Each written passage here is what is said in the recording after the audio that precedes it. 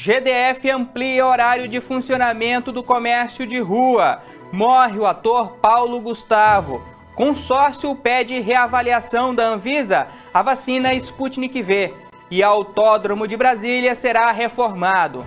As notícias do DF, do Brasil e os vídeos que bombam na internet. Logo após o intervalo, eu te espero. Mãe Raiz tem que saber como tratar os filhos. Vamos ver se aprendeu. Na volta eu compro. C. Acha que tem empregada? Dia eu vou sumir dessa casa. Quebra! Não foi você que pagou? Se eu for e achar, eu esfrego na sua cara. Muito bem, aprendeu, Mãe Raiz.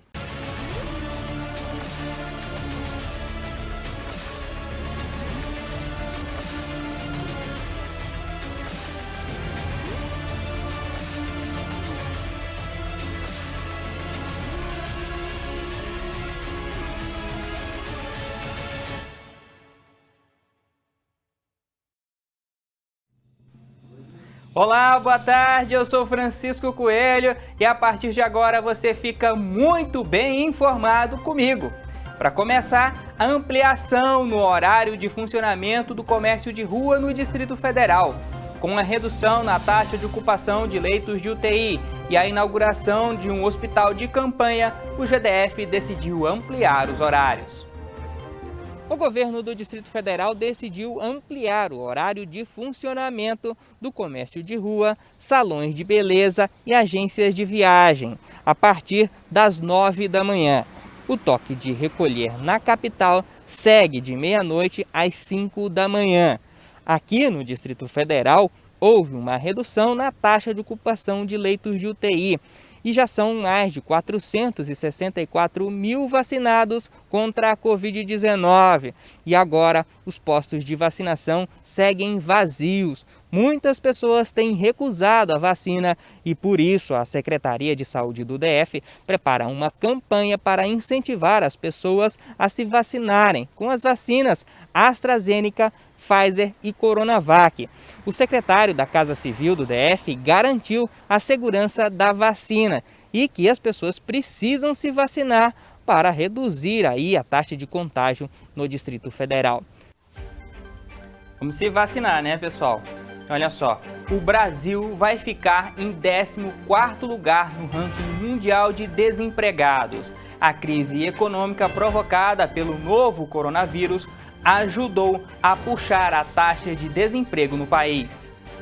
O indicador antecedente de emprego, medido pela Fundação Getúlio Vargas, marca um aumento de 1,6% no mês de abril em relação ao mês de março. Agora o índice está em 78,7 pontos, recuperando 18% dos pontos perdidos nos meses anteriores. Em comparação com os números de fevereiro de 2020, anterior à chegada do vírus da Covid-19 no Brasil, aponta que os 92 pontos registrados nesta época registram uma maior introdução de novos empregados ao mercado de trabalho. No entanto, o Brasil leva a marca de pouco menos de 14 milhões e meio de desempregados. E segundo projeções do Fundo Monetário Internacional, o Brasil será o 14º país com a maior taxa de desemprego ao final do ano de 2021.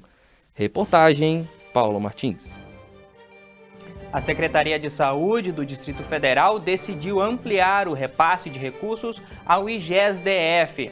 O valor bilionário vai ajudar para pagar despesas do órgão que já acumula uma dívida milionária. A Secretaria de Saúde do Distrito Federal aumentou o repasse de recursos para o Instituto de Gestão Estratégica de Saúde do Distrito Federal, o IGES-DF. O aumento foi de cerca de 30%. O valor era 994 milhões e agora saltou para 1 bilhão e 290 milhões. Este é o 13º termo aditivo do GDF para injetar recursos no Instituto que gere o hospital de base e todas as unidades de pronto atendimento do Distrito Federal. O IGES já foi alvo de investigação da polícia, quando foi preso o ex-secretário de Saúde do Distrito Federal, Francisco Araújo, que também foi presidente do Instituto. Ele foi preso na Operação Falso Negativo, que investigava supostas irregularidades na compra de testes rápidos e também no uso de cartões corporativos do Instituto de Gestão Estratégica de Saúde. O IGES já acumula uma dívida de mais de 250 milhões de reais. E essa informação foi dada pelo próprio presidente do IGES, Gilberto Ock, durante uma sessão com parlamentares da Câmara Legislativa do Distrito Federal. Para tentar salvar as contas do órgão, agora o GDF repassou mais recursos. O deputado Leandro Graz, da Rede Sustentabilidade, lamentou o termo aditivo. Como que o governo decide aumentar os repasses para o IGES mais uma vez, sem que o Instituto tenha sequer prestado contas sobre a forma como utiliza o dinheiro público? É uma verdadeira caixa preta, são mais de 200 milhões de reais em dívida. Foi por isso, inclusive, que pedimos na Câmara Legislativa a instalação de uma investigação sobre tudo o que está acontecendo. E a verdade precisa ser encontrada para que nós saibamos o que aconteceu com todo esse montante de dinheiro que foi repassado até hoje para o IGES-DF. O pedido de CPI de Leandro Graz não foi para a frente e a CPI não foi instalada porque, de acordo com o regimento da CLDF, não se pode ter duas CPIs em andamento. E já estava na frente a CPI do feminicídio e, por isso, a CPI do IGES-DF não foi instalada. A Câmara Legislativa do Distrito Federal tem maioria governista e o próprio presidente da CLDF, Leonardo Prudente, é do partido do governo Ibanez Rocha. E o governador Ibanez Rocha visitou o Autódromo Internacional de Brasília e anunciou a retomada das obras no local. A Terracap e o BRB vão ficar responsáveis pela retomada da reforma. Uma comitiva do governo do Distrito Federal esteve no Autódromo Internacional Nelson Piquet nesta quinta-feira para avaliar as necessidades estruturais do local para a retomada das suas atividades e reabertura à população.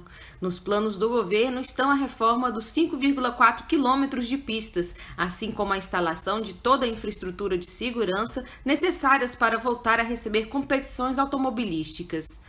Recentemente, o Banco de Brasília e a Terracap assinaram um memorando de entendimentos para tocar as obras. Uma equipe técnica da Confederação Brasileira de Automobilismo visitou o local nesta quinta para ajudar na identificação dos padrões exigidos para provas como a Stock Car, que tem previsão para acontecer no DF ainda esse ano.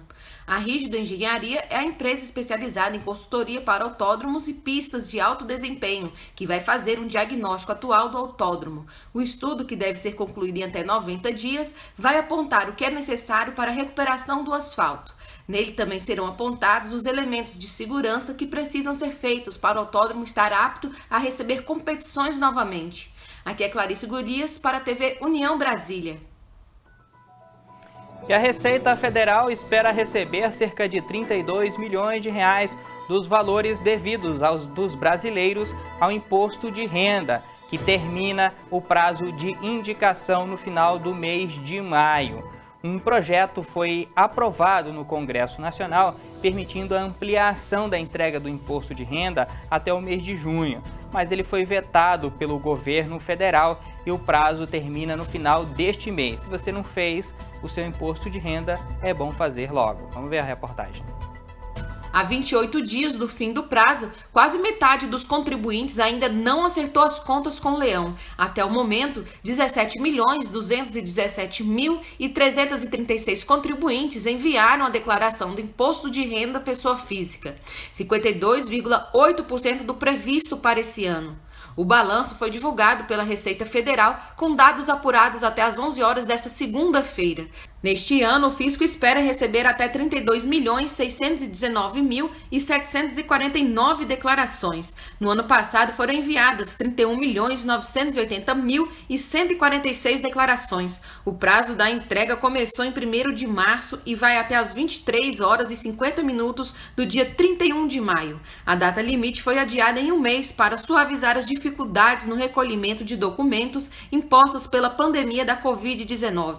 No último dia 13, a Câmara dos Deputados aprovou um projeto de lei que propõe adiar novamente o prazo para 31 de julho, por causa do agravamento da pandemia. Como o texto foi aprovado no Senado, só depende da sanção presidencial para começar a valer. O programa para computador está disponível na página da Receita Federal na internet. Quem perder o prazo de envio da declaração vai ter de pagar uma multa de R$ 165,74 ou 1% do imposto devido, prevalecendo o maior valor. Também deve entregar a declaração quem tenha recebido rendimentos isentos acima de 40 mil em 2020, quem tenha obtido ganho de capital na venda de bens ou realizado operações de qualquer tipo na Bolsa de Valores, quem tenha patrimônio acima de 300 mil até 31 de dezembro do ano passado e quem optou pela isenção do imposto de venda de um imóvel residencial para a compra de um outro imóvel em até 180 dias. Entre as principais novidades nas regras deste ano está a obrigatoriedade de declarar o auxílio emergencial de quem recebeu mais de R$ 22.847 em outros rendimentos tributáveis e a criação de 3 campos na ficha Bens e Direitos para o contribuinte informar criptomoedas e outros ativos eletrônicos. O prazo para as empresas, bancos e demais instituições financeiras e planos de saúde fornecerem os comprovantes de rendimentos acabou no dia 26 de fevereiro. O contribuinte também deve juntar recibos, no caso de aluguéis, de pensões, de prestações de serviços e notas fiscais para comprovar deduções. Aqui é Clarice Golias para a TV União Brasília. A gente está vendo aí a reportagem sobre a declaração do imposto de renda. Infelizmente não é uma realidade para a maioria dos brasileiros, porque só declaram imposto de renda as pessoas que ganham um salário acima dos R$ 2.500. E com o preço dos produtos, alimentação e transporte, é um salário que não é tão adequado às necessidades de uma família. Mas, infelizmente, grande maioria dos brasileiros vive até menos de um salário mínimo, que é de R$ 1.100. Essa é a disparidade de renda aqui no nosso país, que infelizmente prejudica muita gente e deixa muitos com fome. São mais de 80 milhões de brasileiros com alguma insegurança alimentar. E olha só, com o aumento do home office, uma crise foi provocada no setor de aluguel de salas comerciais e lojas. A reportagem é de Tiago Oliveira, direto de Fortaleza. Com o início da pandemia no Brasil, uma nova fórmula de trabalho ganhou mais espaço no mercado, o home office. Essa nova modalidade contribuiu com a queda no número de aluguéis de salas comerciais. Ela complicou em todos os aluguéis, tanto residencial, comercial, como salas comerciais. Agora, mais nos comerciais de chão, de lojas, que foram, não só a pandemia, mas o lockdown em si, que eles foram impedidos de trabalhar. E aí, em pandemia, houve uma diminuição muito grande de circulação e, lógico, uma diminuição nas vendas. Para Rodrigo Costa, a esperança é que depois do lockdown, o setor de aluguéis possa se recuperar. Com a experiência que nós tivemos no ano passado, o pós-lockdown teve uma recuperação. E o mercado se aqueceu no pós-lockdown. É lógico que no lockdown todo mundo fica em casa, fica recolhido, medos de fazer novos negócios, mas depois eu acho que volta, pelo menos foi a experiência que aconteceu da outra vez, volta mais renovado, com mais ânimo de pegar. Então é uma onda, então não vejo isso como um problema, assim, para se desesperar. É um problema porque o problema da saúde está muito grave.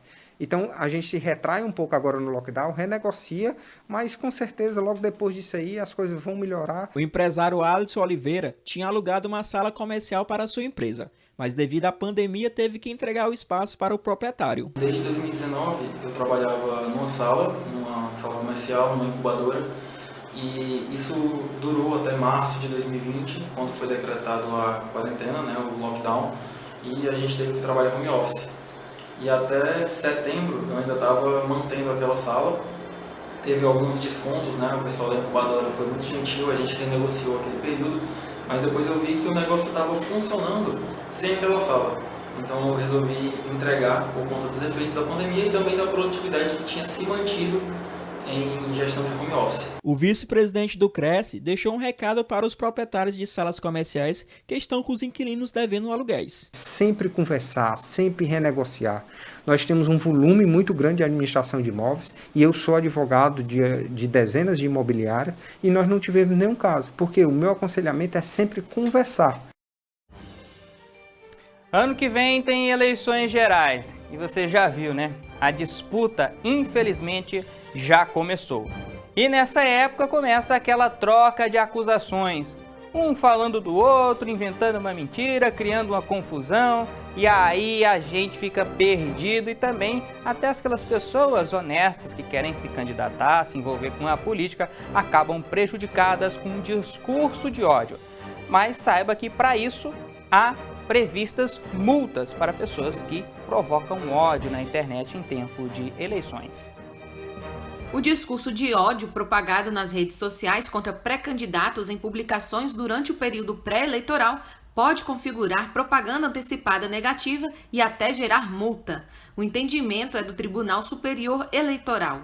Nesta terça, os magistrados acolheram um agravo interno ajuizado pelo Ministério Público Eleitoral, o qual pedia que a aplicação de multa a um cidadão fosse mantida por ter divulgado vídeo em seu perfil nas redes sociais com ataques e ofensas a um candidato a governador no Maranhão, nas eleições de 2018. O eleitor foi condenado a pagar multa de R$5 mil por chamar o político de nazista, ladrão e canalha, além de se referir aos demais filiados do partido como ratos e comunistas roubando. De acordo com o Ministério Público Eleitoral, a publicação extrapolou os limites da liberdade de manifestação, configurando propaganda eleitoral negativa consistente na ofensa à honra do pré-candidato. No recurso ajuizado no TSE contra a decisão do relator do caso, o Ministério Público argumentou ser claro o pedido de não voto presente no vídeo. Segundo o Ministério Público Eleitoral, a conduta retratada na representação eleitoral violou a isonomia entre os concorrentes. Aqui é Clarice Golias para a TV União Brasília. E na Colômbia, protestos contra a reforma tributária tornaram o país um caos. Estima-se que pelo menos 5 pessoas morreram nos confrontos. Manifestações contra a reforma tributária na Colômbia deixam 24 mortos e mais de 800 feridos em todo o país. Cidades e estradas foram fechadas e o comércio segue sem abrir as portas. Segundo o portal El País, a pior situação é na capital Bogotá, onde o confronto direto entre policiais e manifestantes tem sido intenso nas principais vias da maior cidade colombiana. Protestos também foram registrados na cidade de Cali, que teve seu aeroporto fechado. A cidade foi criadora da hashtag Estão Nos Matando, que viralizou nas redes sociais dentro e fora da Colômbia, após a morte de 5 jovens em luta contra policiais, que estariam em severa repressão contra os manifestantes. Os jovens, que são maioria nos protestos em toda a Colômbia, foram alvo de uma enquete que apontou 74% de reprovação dos jovens ao presidente Iván Duque, levando em consideração a faixa entre os 18 e os 25 anos.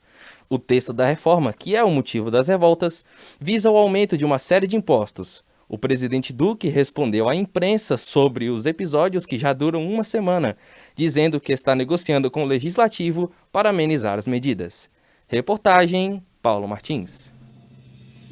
E nós vamos para um breve intervalo comercial e voltamos daqui a pouco com os vídeos que bombam na internet.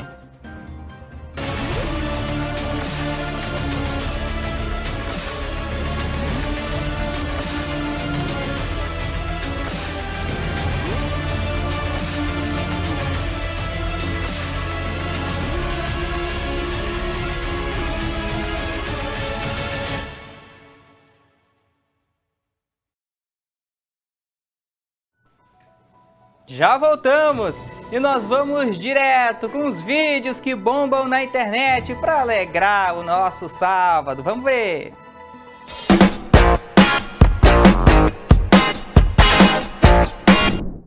Tem que ver com a tua mãe. Pergunta pra tua mãe. Primeiro tu fala com a tua mãe. Se tua mãe deixar, eu deixo. Vê com a tua mãe essas coisas. Tu sabe que o pai não sabe. Não, porque sou eu que mando nessa casa. Que é que tu disse? É, também não é bem assim, né? Boa tarde. Coloca R$10 pra mim.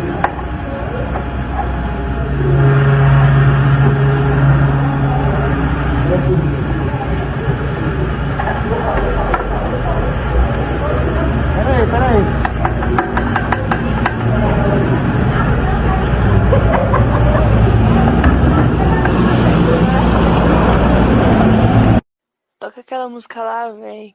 Aquela que tá todo mundo cantando assim, ó.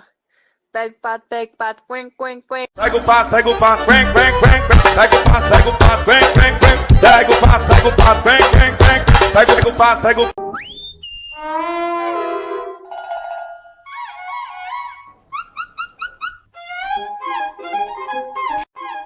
Tatiana, cadê mamãe, hein? Dentro da geladeira. Hein? Dentro da geladeira. Ô mãe, tá fazendo o que dentro da geladeira, criatura? Eu tava fazendo um pudim, na receita disse assim, descanse 30 minutos dentro da geladeira. Aí falta 5 minutos, vai-se embora, vai.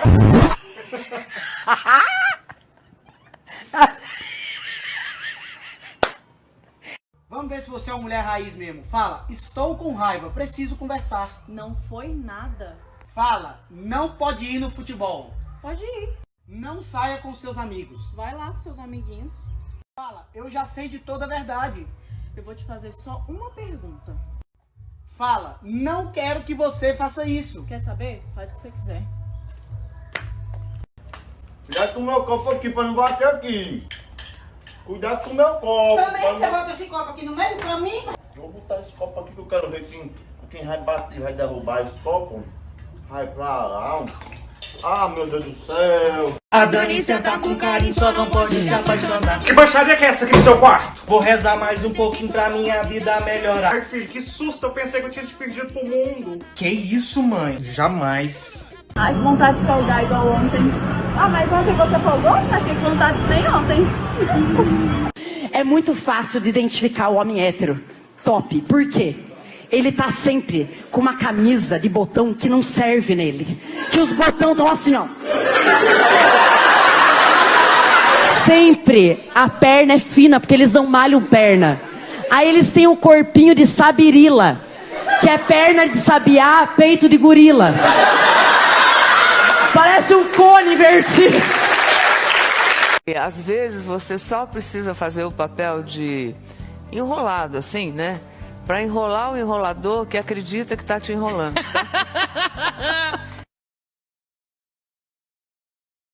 Mãe raiz tem que saber como tratar os filhos. Vamos ver se aprendeu. Na volta eu compro. Se acha que tem empregada, um dia eu vou sumir dessa casa. Quebra! Não foi você que pagou? Se eu for e achar, eu esfrego na sua cara. Muito bem, aprendeu, mãe raiz. Ela ganhava R$400, criou 3 filhos. Tudo bem que era uma época que o dinheiro valia alguma coisa. Que era uma época que ela chegava pra mim e falava, Afonso, vai no mercado, tô aqui, R$5, tá? Vai no mercado, traz pão, leite, café, queijo, presunto, arroz, feijão, mistura, um derby pra mãe. Mãe de pobre fuma derby, né? Um derby. 3 derby solto, ela fala 3 derby solto. E pode ficar com o troco, ela fala. E a gente ficava com 4,50, a gente voltava, porque estourou. Acabou a água, toma banho de leite. Acabou a água, toma banho de leite. Tu ia abaçar essa aí, Daiane? Acabar a água, tomar banho de leite? Tu tá pensando que é quem? Dona da Itambé? Tu vai tomar banho de cuia. Cadê a princesa da mamãe acordando? Misericórdia, pai. Eu tava falando com a tua irmã. Primeiro que professor ir no banco com pressa, esquece. Então, que aquela porta, até você passar da porta giratória, que hora que você chega com a sua bolsa lá, aí o rapaz falou, aí trava, aí o homem fala, tem alguma coisa de metal aí? Ele fala, tem uma lista aqui de metal, tudo, um monte de... Tem grampeador, clips, chave de casa, chave do armário, chave da escola, chave da chave, tem um monte de coisa. Ele fala, pode pôr aí. Ele fala, moço, traz uma bacia pra mim, é o tamanho desse potinho aqui. Agora, eu faço compra no supermercado BH, que é pra economizar. Só que no supermercado BH, você chega lá, a fila é muito grande, porque é mais barato, a galera tá com o carrinho lotado, assim, mas entupido, que é diferente do Verde Mar. É porque o Verde Mar não tem fila, porque o carrinho do rico é o quê? É um vinho, um queijo suíço e uma tâmara. Eu nem sei o que é tâmara. Que dá o mesmo preço do carrinho cheio do supermercado BH. Pessoal, que barulheira toda é essa, pessoal? Parem de falar, pessoal. Façam silêncio, eu vou tirar o recreio de vocês. Turma, vocês fizeram a letra B? Qual é a resposta da letra B? Turma, não me deixem sozinho. Falem alguma coisa, turma. Qual é a resposta? Falem, turma.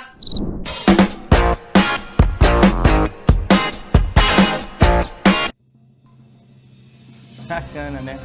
Olha só, pessoal, o consórcio formado pelo governo do Distrito Federal e mais 7 estados vai pedir à Anvisa a reavaliação dos documentos para a aprovação do uso emergencial da vacina russa contra a Covid-19 Sputnik V. O consórcio liderado pelo Distrito Federal e mais 6 estados vai entrar com um novo pedido à Agência Nacional de Vigilância Sanitária, Anvisa, para o uso emergencial da vacina russa Sputnik V. Os governadores querem a reavaliação da agência sanitária. Nesta terça-feira, os governadores do Piauí, Wellington Dias, e do Pará, Helder Barbalho, se reuniram com o embaixador russo em Brasília e enviaram à Anvisa uma série de respostas às perguntas feitas pelo Instituto Gamaleya, que produz a vacina Sputnik V. A decisão da Anvisa do último dia 26 de abril foi de negar o uso emergencial da vacina.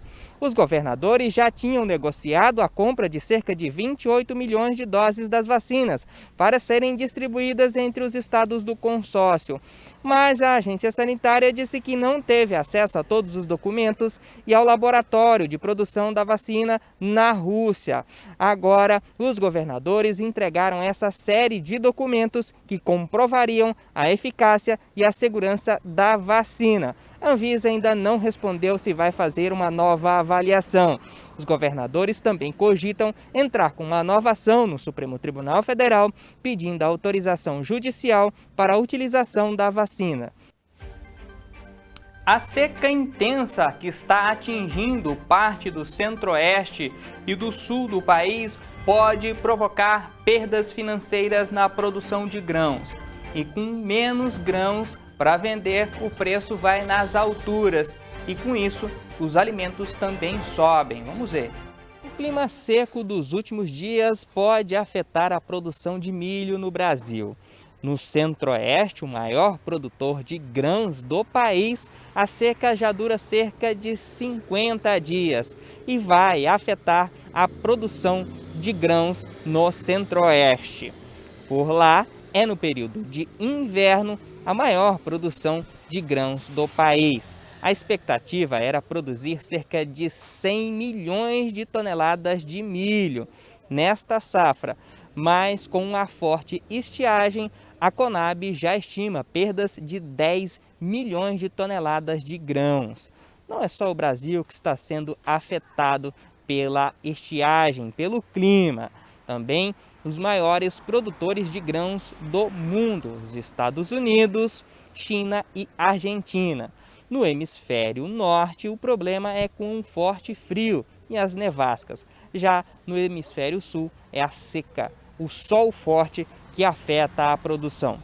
Com a queda na produção, a consequência é o aumento no preço do milho, que pode impactar nos preços dos frangos, ovos, carnes, leites e derivados.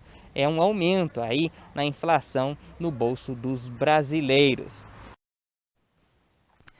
E nesta semana o Brasil perdeu o ator Paulo Gustavo. Sua alegria e irreverência levava a alegria para muitos lares. Ele, infelizmente, se soma às mais de 415 mil vítimas da Covid-19 no Brasil. Depois de mais de 50 dias lutando pela vida, o ator faleceu nesta semana. E nós vamos agora acompanhar um pouco da trajetória de Paulo Gustavo.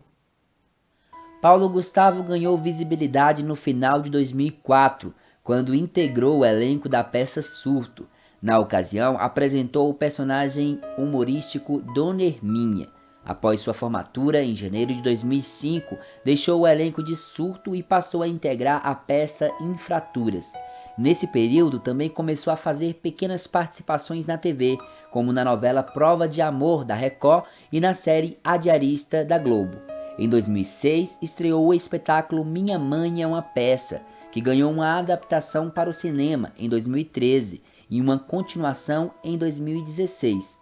No monólogo com um texto de sua autoria, Paulo voltou a interpretar Dona Hermínia.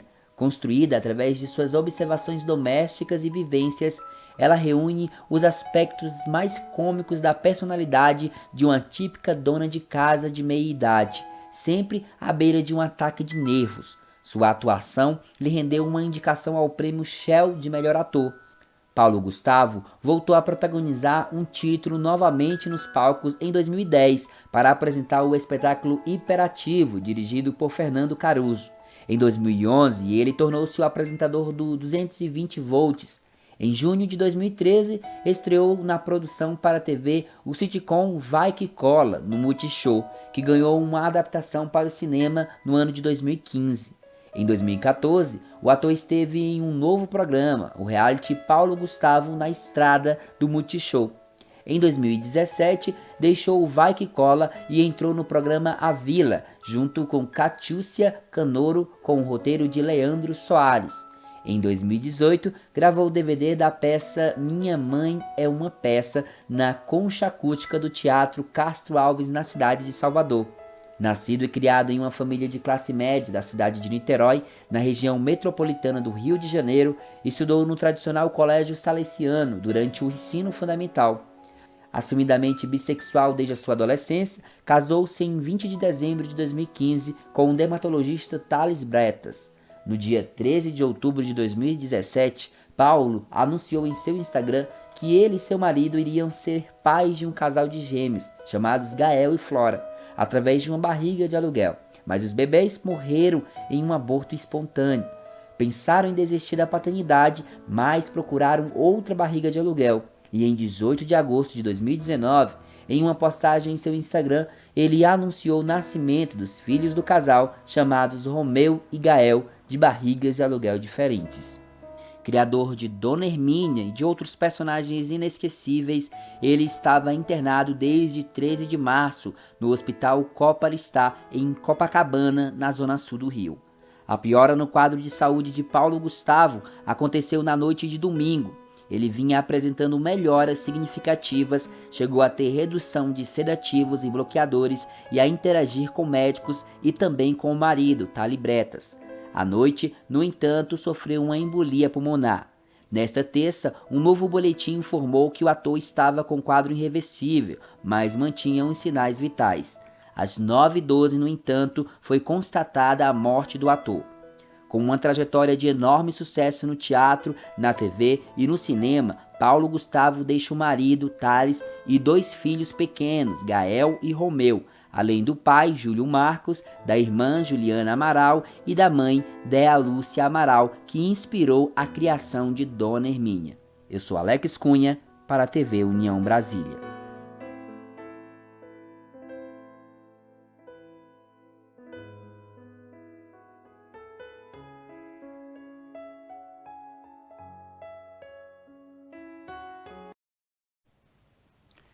E em respeito aos familiares do ator Paulo Gustavo e às mais de 417 mil famílias enlutadas pela morte de entes queridos pela Covid-19, nós encerramos o nosso jornal de hoje de uma forma diferente, em silêncio. Fiquem todos com Deus e um excelente fim de semana.